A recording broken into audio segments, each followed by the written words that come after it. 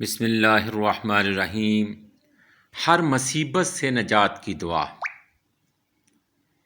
لا الہ الا انت سبحانک انی کنت من الظالمین۔ لا الہ الا انت سبحانک انی کنت من الظالمین۔ ترجمہ: اے اللہ، تیرے سوا کوئی معبود نہیں، کوئی عبادت کے لائق نہیں، تو ہر قسم کے عیبوں سے پاک ہے، بلا شبہ میں ہی قصوروار ہوں۔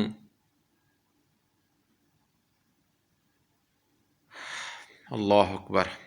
یہ دعا حضرت یونس علیہ السلام کی دعا ہے۔ یہ جو دعائے پاک ہے یہ صحیح سنن ترمذی میں بھی ہے، 3505 سنن ترمذی میں حدیث نمبر 3505 نمبر ہے اس کا۔ تو نبی کریم صلی اللہ علیہ وسلم نے فرمایا، آپ نے صحابہ کرام سے فرمایا، میں تمہیں وہ چیز نہ بتاؤں کہ اگر کسی پر کوئی مصیبت اور آزمائش آ جائے تو وہ اسے پڑھے تو اسے اس سے نجات مل جائے، نجات مل جائے گی۔ وہ یونس علیہ السلام کی دعا ہے، حضرت یونس علیہ السلام کی دعا ہے۔ تو اس دعا کو اس یقین کے ساتھ کہ یہ نبی کریم صلی اللہ علیہ وآلہ وسلم نے اس کی ضمانت دی ہے کہ میں تمہیں ایسی چیز نہ بتاؤں کہ جو کسی بھی مصیبت اور آزمائش میں پڑی جائے، مانگی جائے تو اس سے تمہیں نجات مل جائے گی۔ لا الہ الا انت سبحانک انی کنت من الظالمین۔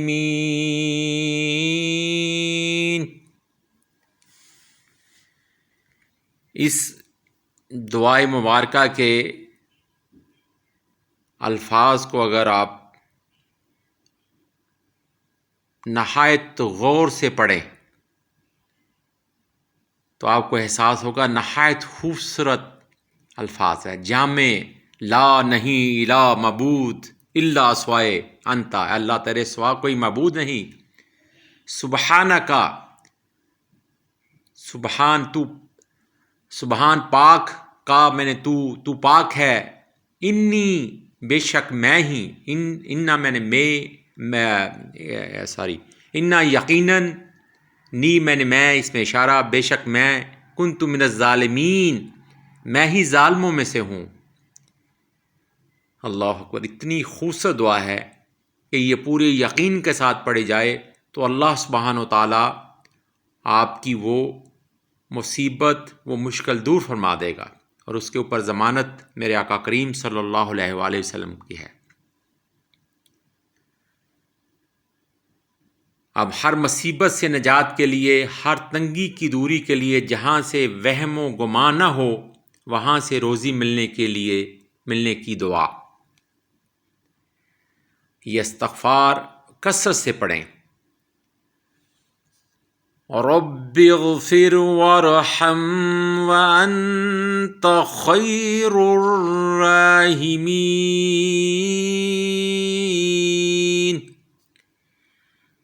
رب اغفر وارحم وانت خیر الراحمین۔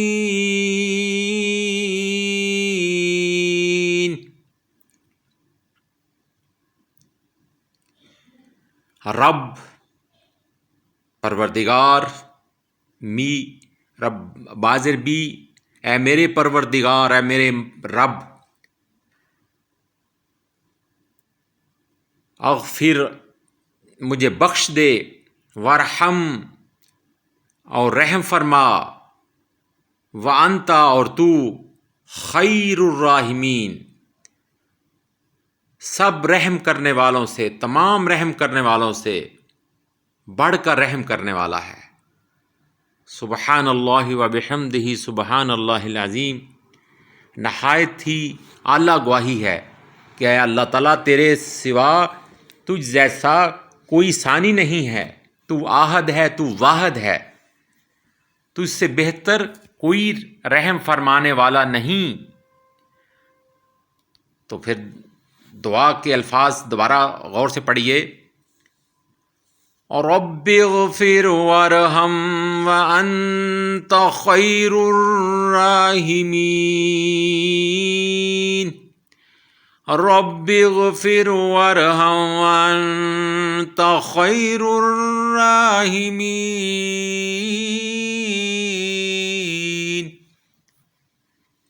ہر نماز کے ساتھ اس دعا کو کم از کم 5 مرتبہ ضرور پڑھا کریں، اور چلتے پھرتے بھی پڑھیں، آیت کریمہ بھی پڑھیں۔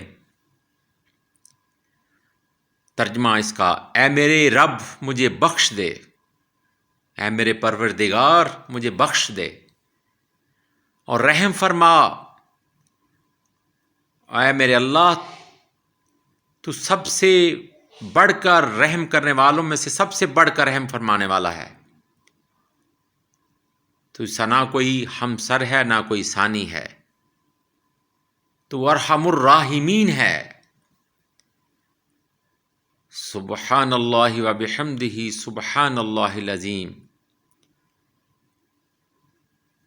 جو بھی اس کو اس نیت سے پڑھے گا کہ اس کی ہر مصیبت سے اس کو نجات اللہ تعالیٰ دے گا، اس کی تنگی یعنی کہ اس کی روزی میں اللہ تعالیٰ فراہی کر دے گا، کسی بھی چیز میں اس کی تنگی ہے وہ دور ہو جائے گی، اور جہاں سے اس کو رزق ملے گا اس کے وہم و گمان میں بھی نہیں ہوگا، اللہ تعالیٰ اسے وہاں سے نوازے گا۔ لیکن یقین کامل ہونا چاہیے اللہ تعالیٰ کی ذات پر، اسی قدر یقین ہونا چاہیے کہ جیسے اللہ تعالیٰ ہے،